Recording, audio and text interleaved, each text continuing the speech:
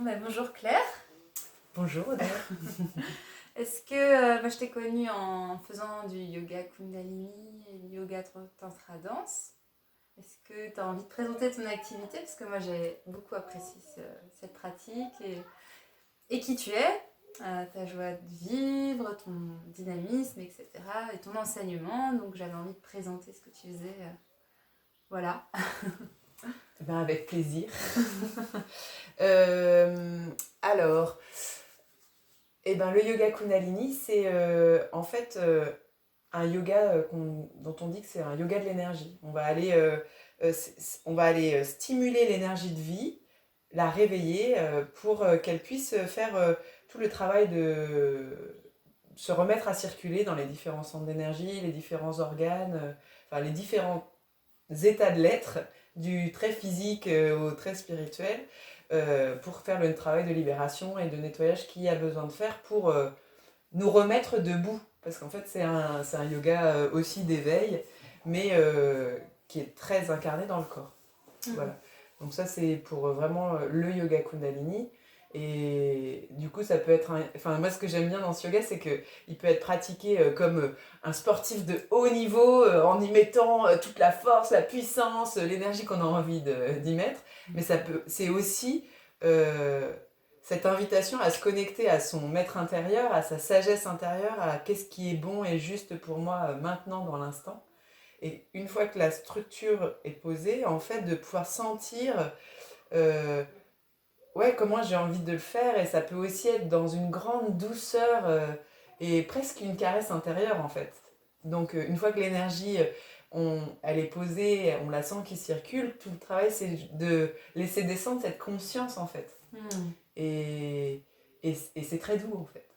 Toi, tu proposes un cadre et après chacun peut le pratiquer avec différentes énergies, différentes fréquences et laisser descendre cet esprit dans la matière, on va voilà, dire. exactement. Ok. Et du coup, ça correspond à un public très varié, en fait. On peut très bien le faire. Avec les enfants, c'est génial parce que l'énergie de vie chez eux, elle coule comme une source intarissable. Donc, c'est hyper créatif. Tu pratiques avec les enfants, alors? Ouais, avec les parents et les enfants aussi. Et puis, et même avec des personnes vraiment plus âgées, même des personnes polyhandicapées, en fait, puisque on va pouvoir aussi aller juste envoyer le message, enfin aujourd'hui on le sait dans les neurosciences, quoi, envoyer l'impulse dans le système nerveux et musculaire fait travailler le muscle, en fait. Et avec l'énergie, si on envoie l'énergie, bah, c'est décuplé, en fait. Et on peut même profiter d'une pratique en étant accidenté. On vient s'allonger sur son tapis et on en profite, en fait. L'énergie fait son travail quand même, circule à travers nous. Donc on utilise ça pour trouver toutes les adaptations nécessaires. Et puis, donc du coup, le public est très large. D'accord, ok. Voilà, ça c'est vraiment destiné à tout le monde. Et puis après, je sais pas qu'est-ce qu'on peut en dire. Toi, tu as découvert ça il y a longtemps? Moi, ça fait très longtemps que je pratique la danse et très longtemps que je pratique le yoga. Mais le yoga Kundalini, je l'ai rencontré il y a 5 ans. Ah, 5 ans, ouais. Et en fait, je l'ai rencontré et puis je suis tombée amoureuse, en fait. Je suis tombée amoureuse de cette pratique. Avec cette... Enfin ouais, c'est ce que... J'aime bien le dire comme ça parce que c'est vraiment ça. Je suis tombée en amour de cette pratique et j'ai vraiment la joie tous les matins, comme quand on... Voilà, la joie de se retrouver tous les matins et de se retrouver content tous les matins de se retrouver, en fait. Ouais, il y a vraiment ce... Ça t'apporte de la joie intérieure, en fait, Ouais, de pratiquer chaque matin. c'est ça, ouais. et de retrouver de regarder quelle est ma couleur et ma météo de ce matin, adapter la pratique à ce qui est là pour moi. Enfin, voilà, entre la sollicitation physique et ce qui nous conduit vers cet état méditatif, il y a des matins, c'est juste la méditation, parce que c'est ce silence-là qui m'habite et que j'ai envie de goûter. Donc voilà, c'est de pouvoir sentir toutes ces couleurs-là, quoi. Ouais, c'est ça, tu disais qu'en fait c'est une pratique qui invite à nous apprendre à méditer finalement en tant qu'occidental, occidentaux, parce que on n'a pas l'habitude d'être lié à notre corps et que c'est une voie d'éveil, de voie de silence pour accéder au silence, quelque chose. Oui, c'est ça. En fait, moi, dès que j'ai rencontré le yoga Kundalini, j'ai été rencontrer le maître de l'école dans la pratique du Tantra blanc, qui est la quintessence du yoga Kundalini. Et on a la chance d'avoir un maître vivant qui peut nous serrer dans les bras. Et ça, c'est aussi un truc qui est venu me chercher, en fait. Et c'était enseigné, en plus, avec la double figure de l'homme et de la femme. C'est-à-dire que c'est pas juste le maître homme qui a tous ses disciples, c'est vraiment emmener dans un homme, une femme qui sont là pour transmettre, en fait. Et ça, j'ai été touchée par ça. C'était comme un... Ouais. En fait, la préparation dans le tantra blanc, la préparation est emmenée par une femme et le tantra blanc est donné par un homme. Et quand je suis arrivée, je suis oh, punaise, une prêtresse moderne. C'est ça que je veux faire. Voilà. Du coup, ça c'est venu confirmer mon attachement à cette pratique. Et en fait, à l'école du tantra, puisque c'est là que je me suis formée et c'est le maître que je suis, on baigne les deux enseignements, à la fois de Yogi Bhajan qui a transmis le yoga Kundalini et à la fois d'Osho qui transmet le tantra. Et c'est Osho qui est arrivé en Occident en disant mais en fait vous êtes complètement... Vous êtes malades les Occidentaux, vous êtes malades de la tête, vous êtes beaucoup trop actifs cérébralement parlant. En fait ça sert à rien de vous transmettre les méthodes de méditation qu'on connaît nous puisque... vous n'y avez pas accès en fait, vu votre état d'agitation mentale. Donc du coup, il a construit vraiment toute une série de méditations qu'on appelle des méditations actives pour nous conduire au silence intérieur en fait. Et à cet état de méditation, et le yoga Kundalini, on est aussi là-dedans, dans cette mobilisation physique pour aller chercher l'énergie, pour pouvoir se déposer dans un état de relaxation, d'ouverture, de réceptivité en fait, qui n'est pas accessible. Il y a une histoire là dans le tarot qu'on a utilisé ce matin, le tarot d'Osho, c'est l'histoire d'un quêteur de vérité qui vient et rencontrer un maître et du coup le maître l'invite à une cérémonie du thé et donc le disciple tend sa tasse et le maître verse le thé, et la tasse déborde, et la tasse coule, et le disciple il dit « Mais qu'est-ce qui se passe arrête de verser !» Il fait « Mais en fait, c'est l'image de ton mental, en fait. Tu viens chercher des réponses, mais ton mental est tellement plein que ça ne sert à rien que je te dise quoi que ce soit. Vide ta tasse d'abord, et ensuite, tu pourras recevoir les enseignements, la conscience, les messages. » Voilà. Du coup, c'est ça. En fait, en Kundalini, on vide notre tasse d'abord.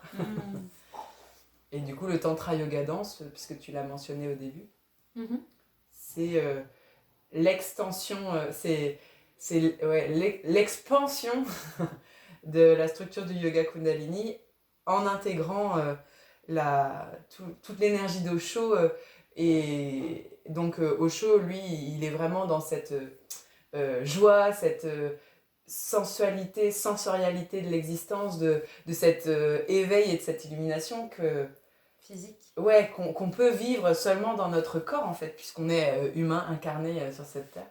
Et donc du coup, on rajoute à la structure du Kundalini toute une phase de mouvement libre dans la danse en fait, dans une danse méditative, un mouvement intérieur qui prend forme.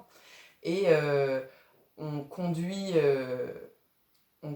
ensuite ça dans une relaxation profonde, une méditation chantée, puis une méditation silencieuse pour vraiment goûter ce silence intérieur, qui est l'état méditatif suprême. Oui, parce que pour ceux qui ne connaissent pas le yoga Kundalini ou le yoga Tantra Danse, en fait, c'est qu'il y a vraiment plusieurs temps dans une pratique avec du chant, c'est très rythmé en fait, avec des moments de méditation, des moments de repos et des postures, ouais, c'est ça. Ouais, en fait, on va aller faire des postures, on va proposer au corps des postures pour lancer l'énergie en fait. Donc c'est des postures qui sont dynamiques, on utilise du souffle, ou il y en a certaines qui sont statiques aussi, mais Voilà, et on utilise le souffle pour soutenir les mouvements et se déposer dans ce que ça propose. On utilise des mantras aussi, qui sont vraiment des bains sonores en fait dans lesquels se baigner et qui viennent informer aussi autrement notre corps et notre cœur aussi. Et ensuite, en yoga Kundalini classique, on plonge dans la relaxation profonde. Et ensuite, il y a une méditation chantée pour vraiment s'imprégner de la médecine d'un mantra et avec des mudras qui ont une médecine spécifique aussi. Et puis, à chaque fois, il y a cet équilibre entre l'activité et le repos, entre le faire et l'être, entre le son et le silence. Enfin, voilà. Mais c'est effectivement un yoga qui est très structuré. Et donc le Tantra Yoga Dance vient déployer certains endroits qui étaient... Oui, le fait que ça soit rythmé, finalement, ça décristallise des mémoires dans le corps. En fait, ça vient amener de la conscience, je trouve plus rapidement que... Peut-être, je sais pas. En tout cas, c'est une pratique, moi, qui me convient aussi, je trouve.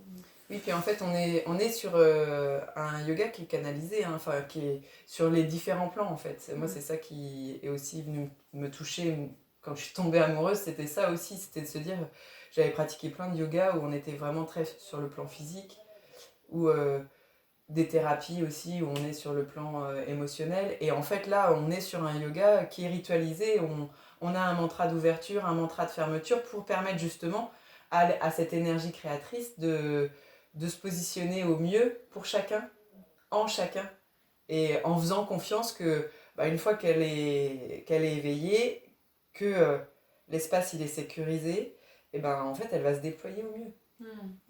Et ça, quelle que soit la forme que prend le soin, en fait, que ce soit du yoga Kundalini, que ce soit de la danse, que ce soit du massage, que ce soit... On a ce contenant qui permet de se déposer et à l'énergie de fleurir, en fait. Oui, pour toi, c'est vraiment un moyen de... Cette pratique, cette structure, elle permet de déployer qui nous sommes et du coup d'être dans un espace sécure pour rayonner, en fait, pour offrir au monde qui nous sommes. Exactement, tout à fait. D'accord. Et j'étais en train de me dire, tout le monde ne connaît pas la Kundalini.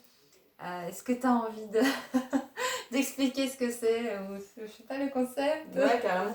Surtout en plein printemps, là, c'est un moment béni pour parler de la Kundalini. Parce qu'en fait, la Kundalini, c'est vraiment cette force de vie qu'on a tous, en fait, cette énergie de vie qui enfin, l'image qu'on utilise, c'est vraiment qui dort blotti dans notre sacrum.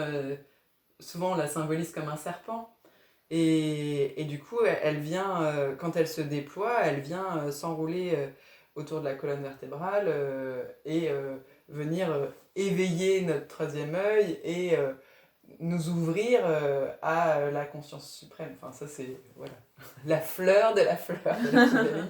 Mais sinon, c'est tout simplement, c'est l'énergie de vie qui fait que la sève, elle remonte au printemps dans les arbres, que les arbres fleurissent, que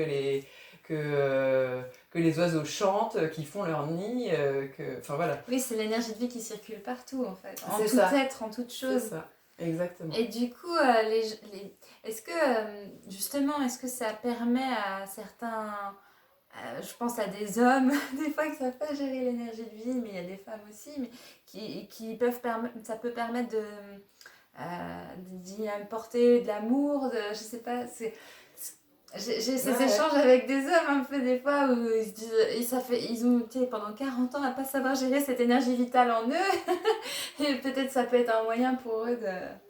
Carrément. En fait, cette énergie, c'est vraiment une énergie de créativité, mais elle est aussi c'est notre énergie sexuelle en fait, qui est un réservoir illimité. Alors souvent, enfin, il a été, soit ça reste endormi, un potentiel endormi qui ne s'éveille jamais, et donc on est dans de la survie, enfin voilà.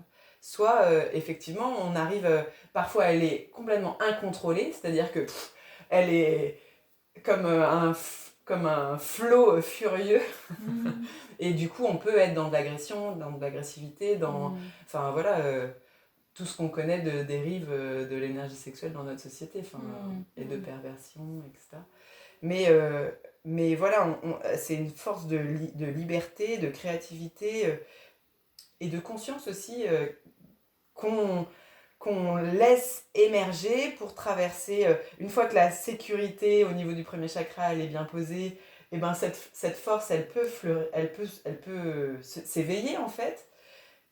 Et alors quand elle passe dans le deuxième chakra, on cherche à la raffiner en fait au fur et à mesure pour que ce soit bien une créativité fine et pas un, Un un déversoir déversoir, exactement. émotionnel, mais plutôt quelque chose de purifié, Exactement, et puis créatif. du coup on va continuer à la faire, enfin après c'est le mouvement qui se fait naturellement hein, quand les choses, quand on grandit entouré, avec nos besoins satisfaits, euh, dans l'enfance le chemin se fait tout seul normalement, mais bon, comme nous sommes des humains et qu'on est un peu limités, les parents sont forcément limités, et donc du coup nos besoins sont un peu brinque-ballée à certains endroits. Et donc, c'est à ces moments-là que la force de vie, elle se bloque,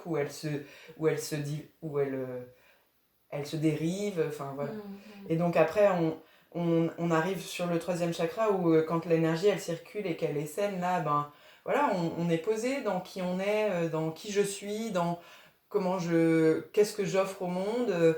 L'autre, je coexiste différent. Je me positionne aux endroits où ça le fait pas pour moi. Je sais coopérer aux endroits où c'est bon de coopérer. Enfin, voilà, je sais qui je suis et je connais mon territoire.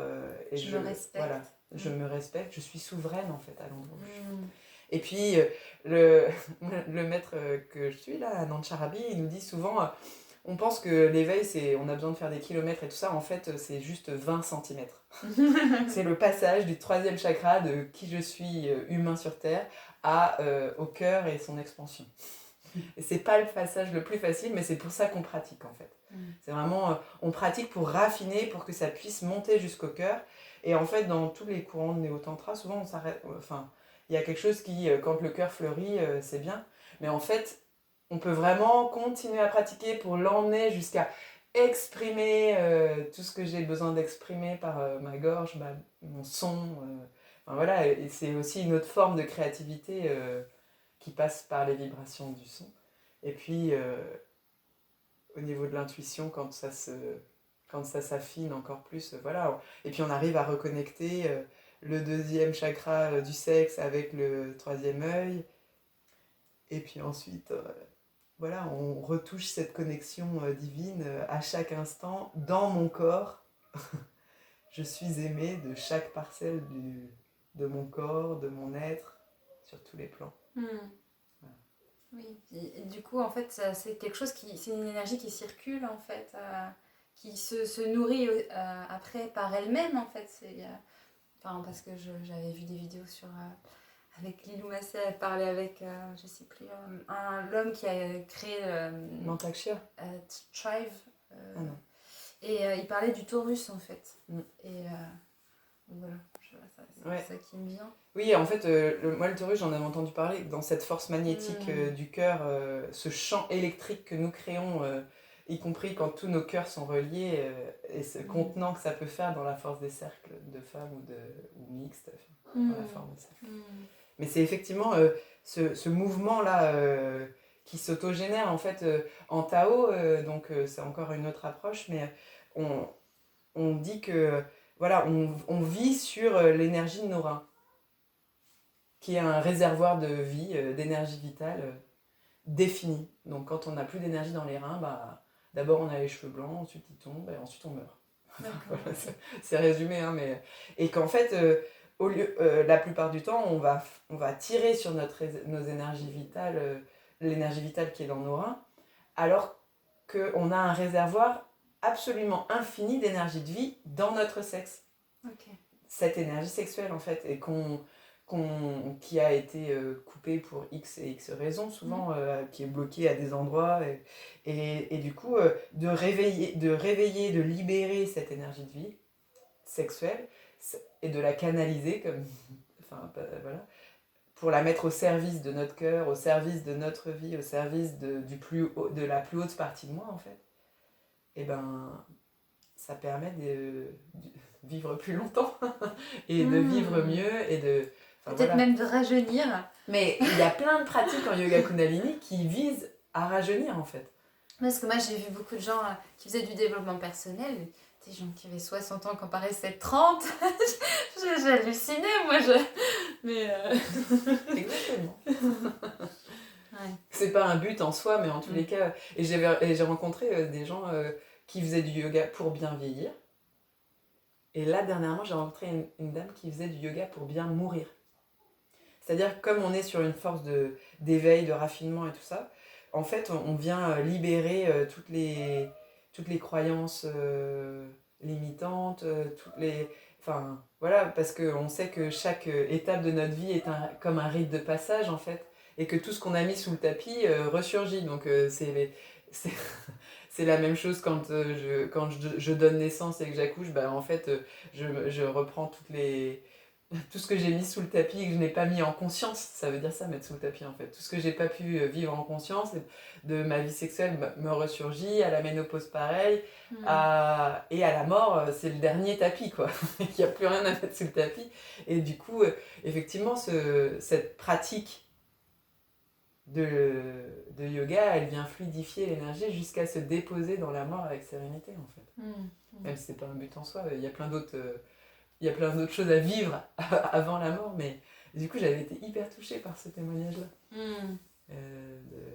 Et en fait, mon thérapeute, parce que du coup nous on est prof de yoga, mais en parallèle du yoga, on est vraiment accompagné sur le plan thérapeutique pour éviter de prendre la grosse tête, pour pouvoir accompagner de manière la plus juste et la plus humble possible, en fait, transmettre sans nos filtres égotiques.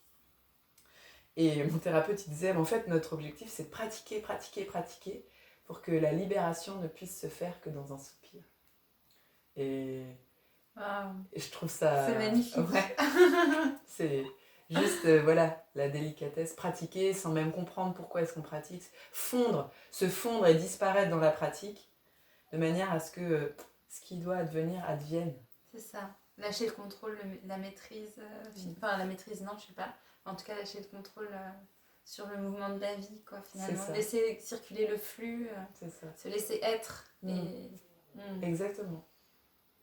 Et installer profondément cette confiance en la vie, en fait. Cette confiance que tout est cadeau, en fait. En se laissant vivre et traverser par ce qui est là.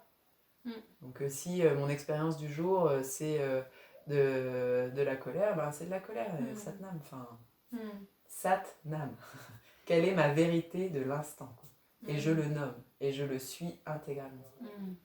Et si c'est du retrait et de la distance par rapport à la pratique, ou par rapport à l'autre, ou par rapport... Eh ben c'est du retrait et de la distance. Voilà. Et cette expérience, je peux la vivre entièrement et pleinement. Voilà, ça demande de désengrammer tous les endroits où on a eu des énormes frayeurs ou des énormes rages de quand on était tout petit, nourrisson, complètement dépendant de nos parents. En fait. Où notre survie dépendait de notre entourage. Ouais, je vois qu'il y a comme une confiance qui s'est intégrée, engrammée dans ton corps, en fait. À force de pratique, en fait. Ça, c'est vraiment incarné, quoi. Bon, après, c'est un chemin de toute une vie. Hein. On reste des éternels chercheurs. Moi, je te prends pour ma prof, alors. En fait, on est vraiment tous sur... Enfin, moi, c'est ça que j'ai rencontré en allant à l'école du Tantra, c'est cette commune, ce qu'on appelle la commune, quoi. Que t'as la source... la source.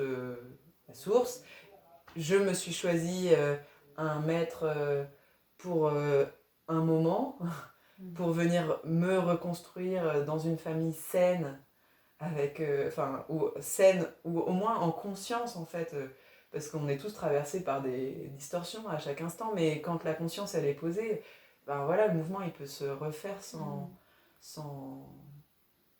que personne ne soit mis en péril, en fait. Voilà, et puis on est tous sur ce chemin.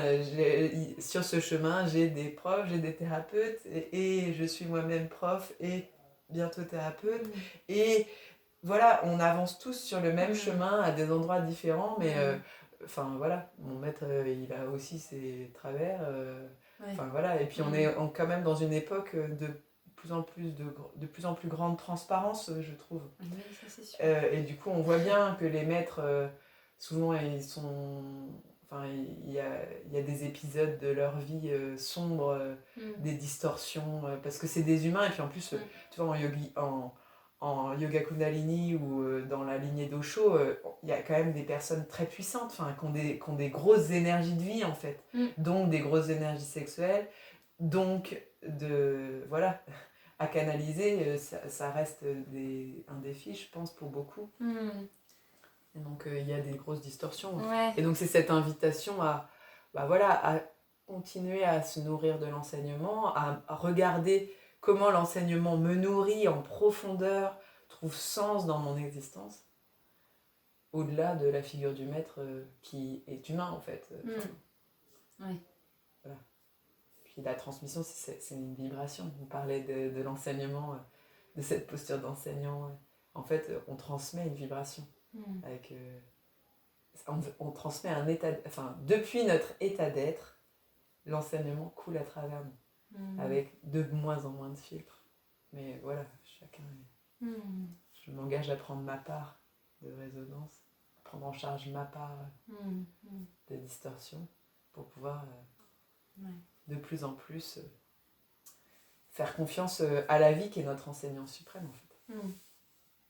C'est comme si chacun peut vraiment cheminer en conscience avec lui-même aussi, quoi. C'est ça. Et devenir à son tour rayonner de sa couleur, en fait. Avec ou sans yoga, d'ailleurs. Oui. Et est-ce que tu as envie de partager, je sais pas, par rapport au tantra yoga danse, est-ce qu'il y a d'autres choses, ou par rapport aux horaires Alors, il y a 2 niveaux de réponse sur le tantra yoga danse qui me vient, qui n'a pas été dit, c'est que on est dans la lignée d'Osho, et Osho, il a vraiment été quêté à travers toutes les sagesses du monde.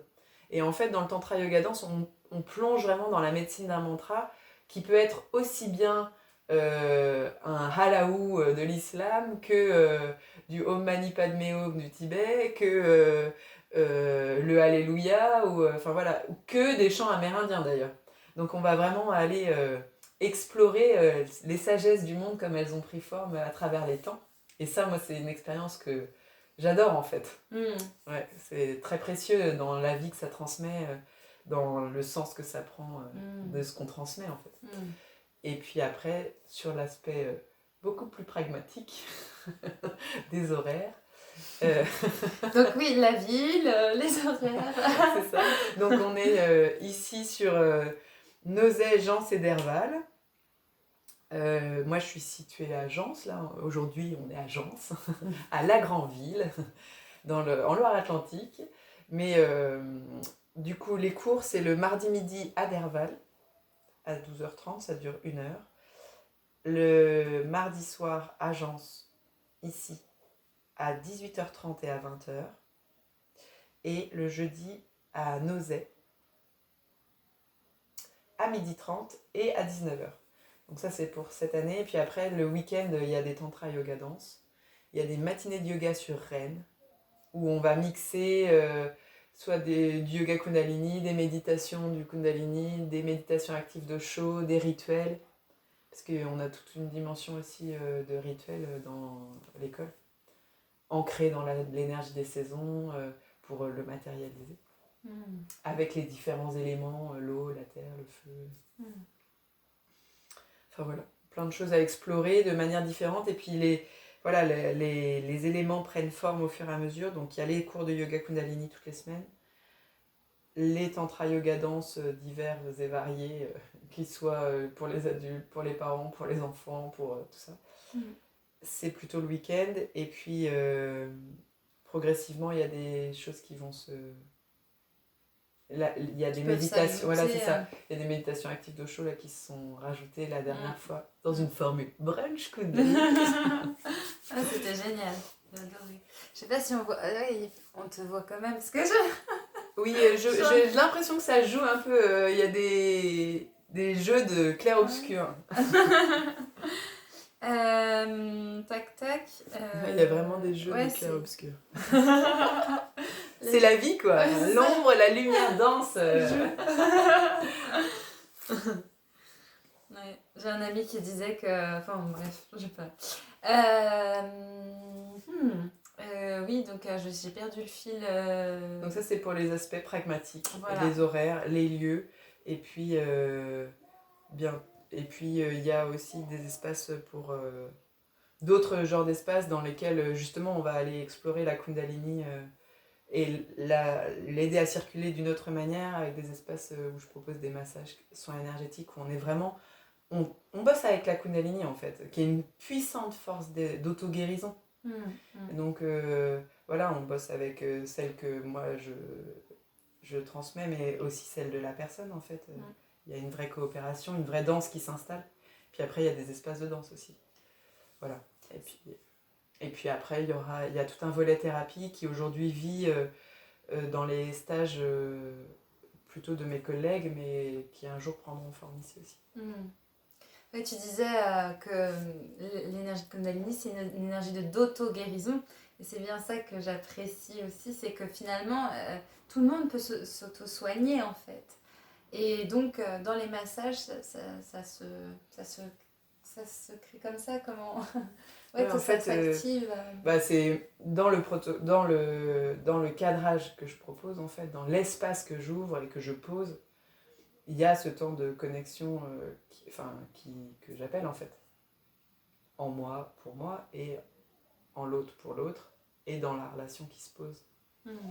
Et en fait, on est sur du sensitive Gestalt massage à la base, avec vraiment cette structure du Gestalt, de la Gestalt où on prend vraiment très soin de l'entrée en contact, de la sortie de contact, de chaque partie du corps et après rejointe avec la globalité. Enfin, c'est très tantrique en fait, comme il y a entre les sections et le tout, entre la continuité du toucher, et puis cet appel à la conscience et à la responsabilité avec la sollicitation du souffle de la personne que je masse, avec la sollicitation de sa propre sagesse en fait, et d'oser la demande de ce qui est bon pour moi et juste pour moi. Moi je me pose comme étant au service, alors je vais faire des propositions, bien sûr je vais pas laisser la personne alors qu'est-ce que vous voulez maintenant, mais il y a l'aboutissement suprême de ces massages là, c'est vraiment un massage. Quand je le reçois, je le guide avec ce qui est bon pour moi et